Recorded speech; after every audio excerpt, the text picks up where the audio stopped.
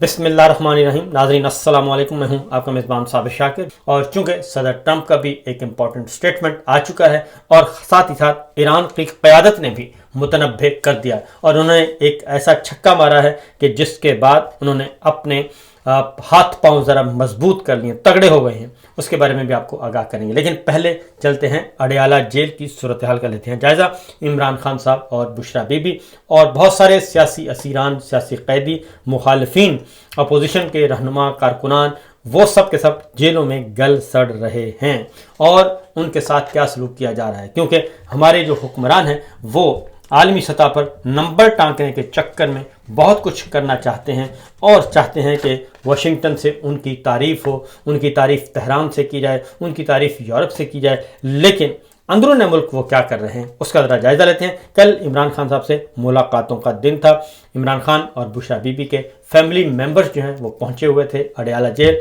Party کے کچھ رہنما بھی موجود تھے جن کا نام فہرست میں شامل تھا.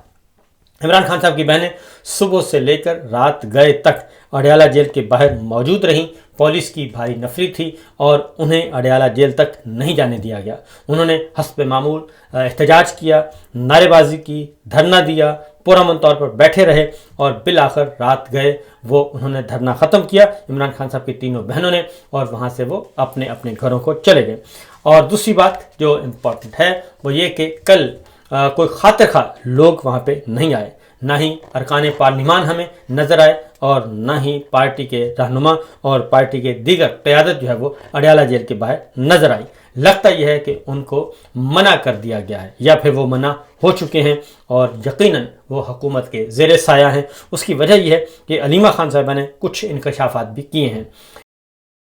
پہلے ذرا علیمہ خان صاحبہ کا ایک سٹیٹمنٹ، اور انہوں نے کہا ہے کہ اپنے بیٹوں سے صرف وہ عمران خان 2025 میں اور ایک بار فروری 2026 میں سپریم کورٹ کے حکم پر ان کی بات کروائی گئی ہے. اور عمران خان صاحب 16 اکتوبر 2025 سے قید تنہائی میں ہیں. اب اکتوبر سے لے کر آپ دیکھ لیں کہ نومبر، دسمبر، جنوری، فروری، مارچ اور اپریل پورے 6 ماہ ہو چکے ہیں عمران خان صاحب قید تنہائی کا شکار ہیں اور ان سے ان کے فیملی ممبرز کو ملنے نہیں دیا جا رہا. پارٹی رہنما ان سے نہیں مل رہے، وکلا ان سے نہیں مل رہے. صرف 2 ملاقاتیں ہوئیں اور وہ بھی سلمان صفدر صاحب کی، اور وہ بھی سپریم کورٹ اور ہائی کورٹ کے حکم پر. اور اس میں بھی سوائے پروفیشنل گفتگو کے یا کوئی اور بات نہ ہو سکی. اور جو کچھ عمران خان صاحب نے اپنی کنڈیشن بتائی، اپنی ہیلتھ کے بارے میں، صحت کے بارے میں، آنکھ کے بارے میں، بشرا بی بی کے بارے میں، تو اس پر بھی باہر ابھی تک عمل نہیں ہوا.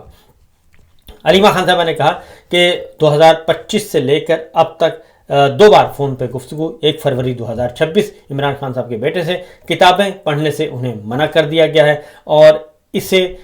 درجن بھر کتابوں میں سے صرف 3 موصول ہوئی ہیں عمران خان کو اس دوران، اور باقی سب کی سب روک لی جاتی ہیں. اور اس کے ساتھ ساتھ انہوں نے کہا کہ صحت مند اور فٹ ہیں، لیکن عمران خان کی آنکھ جو ہے وہ اچانک اس میں کلوٹ آیا اور طبی امداد فراہم نہیں کی گئی. اور ہفتوں تک انہوں نے بار بار جیل سپرنٹنڈنٹ غفور انجم سے کہا، لیکن وہ نہیں آئے اور انہوں نے علاج نہیں کیا. اور 3 ماہ تک جو ہے وہ اسپیشلسٹ کو بلانے میں تاخیر کی گئی. آنکھوں کے ڈاکٹر کے آنے تک تاخیر سے عمران خان کی آنکھ کو مستقل نقصان پہنچا، اور ہم بہت پریشان ہیں کہ اس کی دوسری آنکھ سے بھی کلاٹ بن سکتا ہے، خدا نخواستہ، کیونکہ ایک آنکھ تو ضائع ہو چکی ہے اور ایک آنکھ بچی ہے. اور اس میں ایک یہاں پہ چلتے چلتے ایک بات میں کہہ دوں کہ فلک جاوید نے بھی کل یہ کہا ہے کہ ان کی آنکھ کو بھی مسئلہ ہے، ان کی بہن صنم جاوید، ان کی آنکھ کو بھی تکلیف ہے، ڈاکٹر یاسمین راشد کی آنکھ کو بھی تکلیف ہے. اس لیے انہوں نے کہا کہ آخر یہ ایک ایسا کون سا کیمیکل ہے یا ایسی کون سی میڈیسن ہے جو دی جا رہی ہے یا خوراک میں دی جا رہی ہے جس کی وجہ سے پاکستان تحریک انصاف کی لیڈرشپ جو ہے ان کو آنکھوں کا عارضہ لاحق ہو رہا ہے اور وہ سب کے سب جیل میں ہیں. اور انہوں نے اس پہ کمیشن اور تحقیقات کا مطالبہ کیا ہے. علیمہ خان صاحبہ نے کہا ہے کہ گزشتہ 1 ماہ کے دوران بشرا بی بی، ان کی اہلیہ کی بھی آنکھ جو ہے وہ آنکھ کی بیماری ہوئی اور گزشتہ ہفتے ان کا بھی آپریشن کیا گیا، اور عمران خان اور ان کی اہلیہ قید تنہائی میں تشدد کا نشانہ بنایا جا رہا ہے. اور ہم نے بارہا احتجاج کیا اور عمران خان کا شفا انٹرنیشنل اسلام آباد میں معائنہ اور علاج کرانے کا مطالبہ کیا. اور خون کے جمنے کی وجہ کی نشاندہی کی فوری ضرورت ہے، اور انہوں نے یہ بھی کہا کہ ان کی دوسری آنکھ میں بھی کلاٹ بن سکتا ہے جب تک کہ صحیح تشخیص نہ ہو کہ اس کے مطابق علاج نہ کیا جائے، اور یہ غیر انسانی اور پاکستان اور بین الاقوامی قوانین کے تحت سخت ترین بنیادی انسانی حقوق کی خلاف ورزی ہے۔ ایک اور انکشاف کیا علیمہ خان صاحبہ نے، اور انہوں نے کہا کہ یہ جو معاملہ ہے عمران خان صاحب کی بیماری کا، انہوں نے کہا کہ شفا انٹرنیشنل ہاسپٹل لے جایا گیا لیکن ان کی آنکھ کا علاج نہیں کروایا گیا، وہاں سے لے جایا گیا اور لے جا کے واپس لایا گیا۔ اس سوال کا جواب ہمیں چاہیے کہ آخر وہ کون سا راز ہے، وہ کون سی چیز ہے جو حکومت چھپا رہی ہے عمران خان کے ساتھ جو کچھ ہو رہا ہے، کیونکہ ڈاکٹر عظمیٰ نے بھی، عمران خان صاحب کی دوسری بہن، انہوں نے بھی کہا ہمیں نہیں پتہ کہ جیل میں عمران خان کے ساتھ کیا سلوک کیا جا رہا ہے، علاج میں غیر معمولی تاخیر سے یہ عمران خان کا قتل کرنا چاہتے ہیں۔ اور اس کے ساتھ ساتھ علیمہ خان صاحب، ڈاکٹر نورین نیازی صاحبہ نے کہا کہ عمران خان کی جیل میں ملاقاتیں ہی بند ہیں، اور تو وہ عوام کو باہر نکلنے کی کال کیسے دیں گے، کیونکہ پارٹی مردان میں جو جلسہ ہوا پارٹی کا، اس میں کہا گیا کہ ہم عمران خان صاحب کی طرف سے کال کے منتظر ہیں کہ وہ جو بھی لاہ عمل دیں گے ہم اس پہ عمل کریں گے۔ تو میرا خیال ہے کہ اس سے بڑی حماقت اور اس سے بڑی بے شرمانہ قسم کی گفتگو نہیں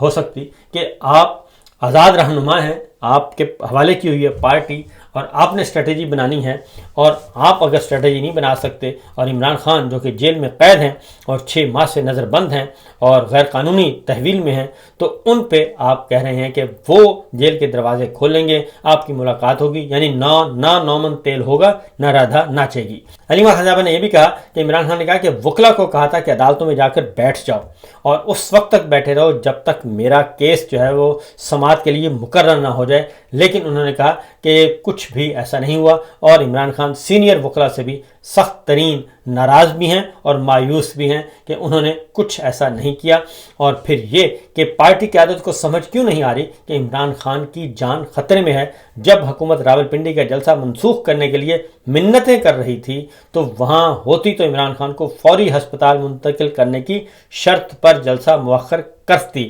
کیونکہ یہ اطلاع آئی ہے کہ جب 9 اپریل کا جلسہ ملتوی کروانا تھا تو ایاز صادق اسپیکر جو ہیں وہ باقاعدہ طور پہ پارٹی رہنماؤں کی منتیں کرتے رہے کہ آپ جلسہ منسوخ کر دیں اور فی الحال ایسی کوئی ایکٹیویٹی نہ کریں، لیکن انہوں نے کہا کہ جب حکومت اتنی بڑی فیور لے رہی تھی تو کیا وجہ ہے کہ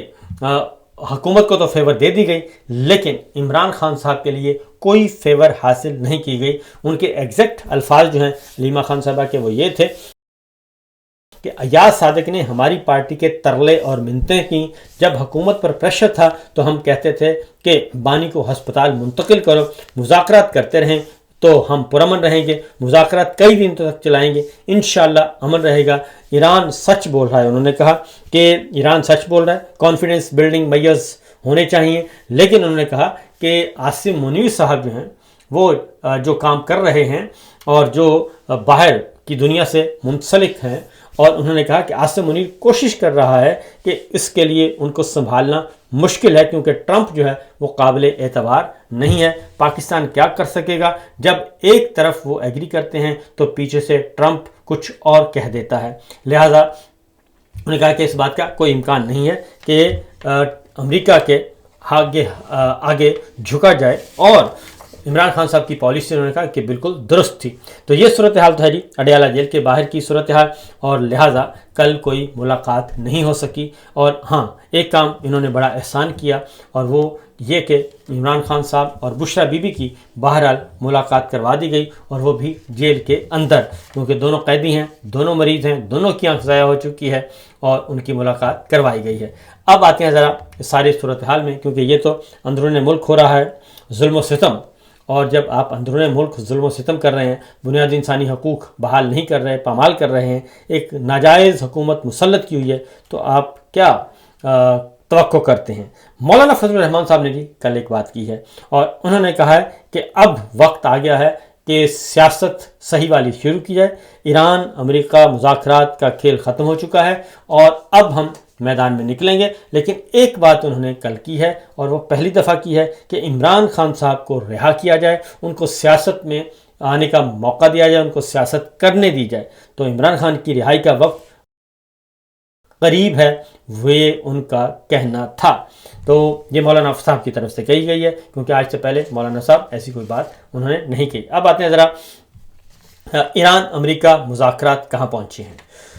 تو کل سارا دن بلکہ ساری رات کوششیں ہوتی رہیں گی اور ٹیلی فون کھڑکتے رہے، ایک دوسرے کے ساتھ رابطے ہوتے رہے، عالمی رہنماؤں کے بھی اور پاکستانی حکمرانوں کے بھی، لیکن کامیابی نہیں ہو سکی۔ اور ایران کی طرف سے کسی قسم کی انہوں نے کہا کہ جو کہہ دیا وہ کہہ دیا ہے، اس سے آگے ہم نہیں جا سکتے، اور یہی ہماری قومی سلامتی ہے، یہی ہمارا قومی مفاد ہے۔ لہٰذا پاکستان سے بھی انہوں نے معذرت کی ہے کہ جناب آپ بھی ہماری جگہ ہوتے تو آپ بھی اس سے آگے نہ جا سکتے۔ میرا خیال ہے کہ ایران کی یہ غلط فہمی ہے، کیونکہ ہمارے حکمران تو ڈونلڈ لو گریڈ 20 کے ایک افسر کے کہنے پر، صرف کہنے پر پورے کا پورا رجیم چینج کر دیتے ہیں، اور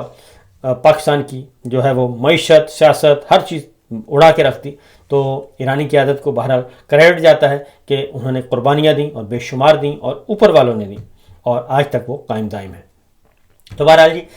صدر ٹرمپ نے ایک سٹیٹمنٹ جاری کیا ہے، کیونکہ معاملات خراب ہیں، بات چیت نہیں ہو رہی۔ نیو یارک ٹائم کی سٹوری بھی آ چکی ہے۔ جے ڈی وینس جو ہیں انہوں نے ابھی تک نہیں آئے، اور نہ ہی ان کے ابھی آنے کا ابھی تک کوئی اعلان کیا گیا ہے، کیونکہ منگل کو جو دن گزر گیا اس دن انہوں نے آنا تھا، وہ منگل بھی گزر گیا اور رات بھی، اور بدھ کا آغاز ہو چکا ہے۔ تو اس لیے جے ڈی وینس جو ہیں وہ وائٹ ہاؤس میں ہیں، اور ساری رات وہاں پہ میٹنگز چلتی رہیں پاکستانی وقت کے مطابق۔ تو وہاں پہ تو کوئی ایسا چانس نظر نہیں آ رہا، کیونکہ اب وہ نئی اسٹریٹجی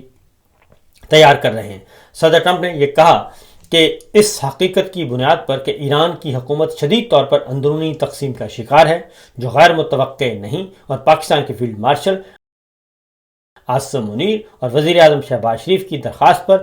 ہم سے کہا گیا کہ ایران کے خلاف اپنے حملے کو اس وقت تک روک دیا جائے جب تک ان کے رہنما اور نمائندے کسی مشترکہ تجویز پر متفق نہ ہوں۔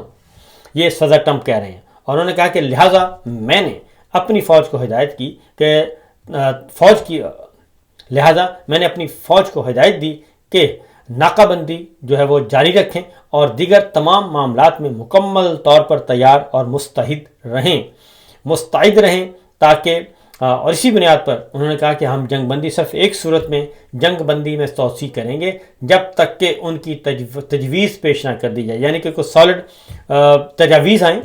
اور ہم دیکھیں گے، اگر وہ تجاویز قابل عمل ہوئیں تو بالکل ٹھیک ہے، اور انہوں نے کہا کہ تجاویز پیش کر دیں، اور مذاکرات کسی نتیجے پر جب تک نہیں پہنچ جاتے تب تک ہم جنگ بندی میں توسیع کر سکتے ہیں، لیکن اس کے لیے ضروری ہے کہ پہلے تجاویز آئیں کہ کیا تجاویز ہیں۔ میرا خیال ہے کہ